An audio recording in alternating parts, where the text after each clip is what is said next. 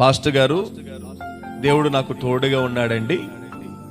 గత 5 నెలలు కూడా నా కుటుంబాన్ని, నా బిడ్డలను, మాకు కలిగి ఉన్న సమస్తానికి మా దేవుడు మాకు తోడై ఉన్నాడండి కొన్ని సందర్భాల్లో మనం సాక్ష్యాలు చెప్తా ఉంటాం.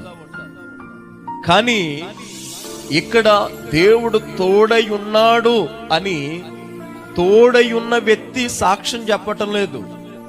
మరెవరు సాక్ష్యం చెప్తా ఉన్నారంటే, ఎవరికైతే దేవుడు తోడుగా ఉన్నాడో, ఎవరికైతే దేవుడు తోడుగా ఉండి అతడు చేస్తున్న పనులన్నిటినీ సమస్తమును దేవుడు ఎవరినైతే దీవించాడో ఆ వ్యక్తిని చూస్తున్న మనుషులందరూ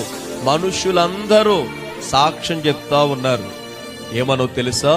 నిశ్చయముగా యెహోవా నీకు తోడయుండుట మేము చూచితిమి. ఈ నెలలో ఈ జూన్ నెలలో దేవుడు మనకు తోడయుండుట చూచితిమి అని మనల కొరకు సాక్ష్యం చెప్పాలి. మన ఇంట్లో వాళ్ళు దేవుడు మనకు తోడై ఉన్నాడు అని మనలను చూచి అనేక మంది సాక్ష్యం చెప్పాలి. దేవుడు నాకు తోడై ఉన్నాడు అని నువ్వు చెప్పడం కాదు, నిన్ను చూచి అనేక మంది ఈ రీతిగా చెప్పాలి. ఏ రీతిగా?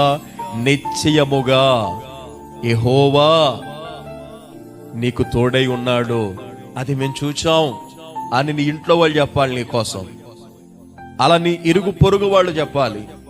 అరే వీళ్ళకి దేవుడు తోడుగా ఉన్నాడు, దేవుడు తోడుగా ఉన్నాడు కాబట్టి క్షేమంగా వెళ్ళారు, క్షేమంగా వచ్చారు. దేవుడు వీళ్ళకు తోడుగా ఉన్నాడు కాబట్టి ఏం చేసినా అది సఫలమైపోతుంది వీళ్ళకి.